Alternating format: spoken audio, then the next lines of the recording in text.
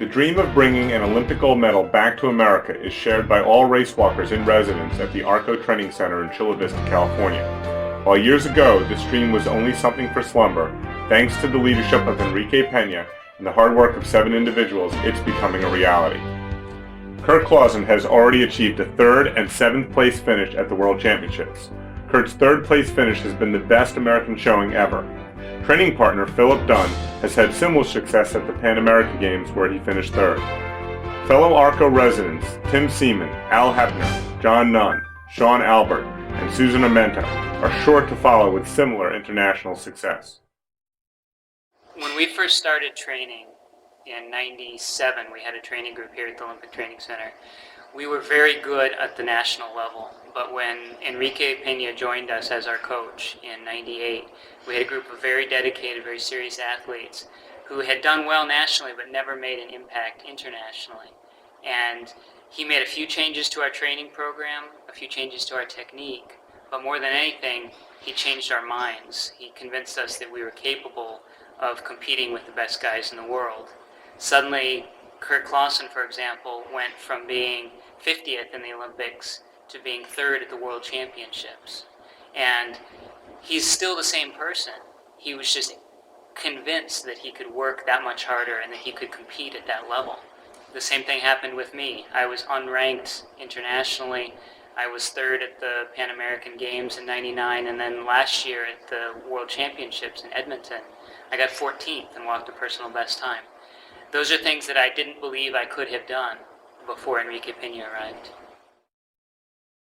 Every aspect of the athlete's day focuses around race walking. Each day leads to a different series of workouts.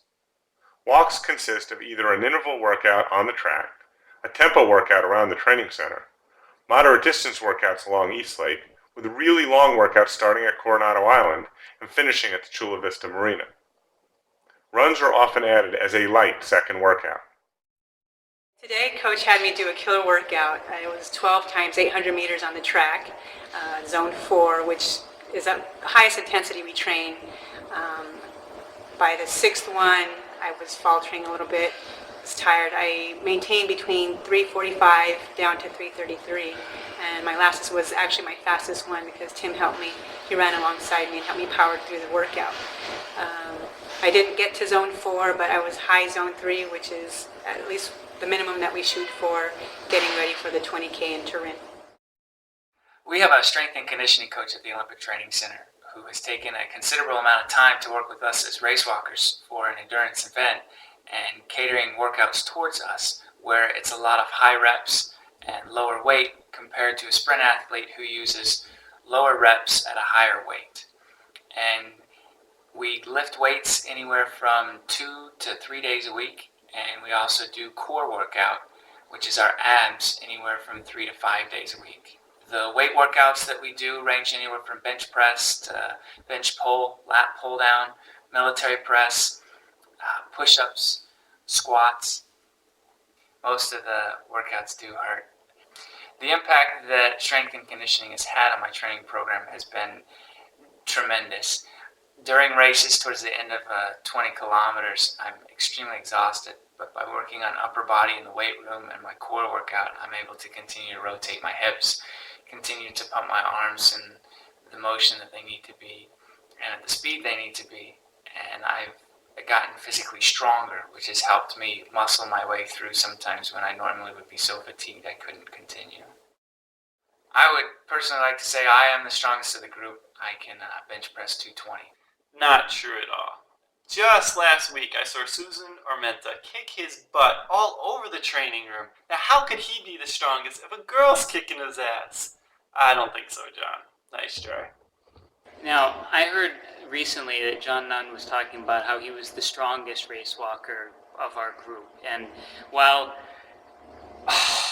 that isn't true, I think he's going to be surprised when Kevin Easler comes back to the group, because Kevin is going to squash him. Just like that, with his 2 little fingers, just going to squash him. A huge benefit of the center is the constant attention of athletic trainers who are there to assist in stretching, rehab, and of course, the beloved ice bath. Weekly visits of doctors and chiropractors help keep our athletes performing at their best. It's a great asset to have sports medicine right on site. As soon as you're done training, you can go right there and have any needs taken care of if you injure yourself or just daily maintenance, stretching, massage. If you happen to injure yourself, they can get in touch with a doctor and you can see a doctor that day, or have x-rays. Everything's available to you. Sports medicine is not just for rehab, it's also to help you not get injured. So one of the benefits that they give us, they put us on a program that works our core or whatever our weakest area is to strengthen that area so that we will prevent injury in the future. Once all the work is done, an often overlooked aspect of training is given priority. The training center has a complete cafeteria filled with nutritional meals and snacks for the athletes to reload. The training program at Arco is not limited to the athletes and residents. Arco hosts training programs for junior walkers as well as other elites. Over the past few years, junior training camps were hosted at the training center. All race walkers qualifying for the junior nationals were invited to week-long camps. They were provided knowledge about training, technique work, stretching, and nutritional guidance that is often unavailable to these athletes at home. Having the camp at the training center provided an added benefit of interaction with members of the senior national team. The main goal to have the juniors training with us occasionally on camps is for them to realize that they too can become senior elite athletes. One of the issues has been that juniors don't feel as if they can make the jump, and what they would be surprised is that they are very able to make the jump. They just need a little bit of guidance and a little bit of assistance and help, and they too can do it. And that's why I think I've tried to really work with the South Texas Walking Club, also with Ben Shorey and Adam Stair and Zach Pollinger to give them a little bit of assistance and confidence that they need in order to continue on their very successful careers. Son tres aspectos del cambio para los atletas del equipo de caminata de los Estados Unidos. El primer cambio es mental, crear en ellos la capacidad de saber que pueden sufrir y aguantar los entrenamientos largos. También mejorar su técnica. Al mejorar su técnica, desarrollan mucho mejor la velocidad y sus marcas obviamente mejoran. La tercera e importante creo es que ellos sepan que tienen nivel de competir con todas las potencias mundiales de la caminata. In order for the U.S. team to be competitive internationally, we need world-class coaching. The North American Race Walking Institute was instrumental in bringing Coach Pena to the U.S. in 1998, and that has been the single most important factor to my success as a race walker.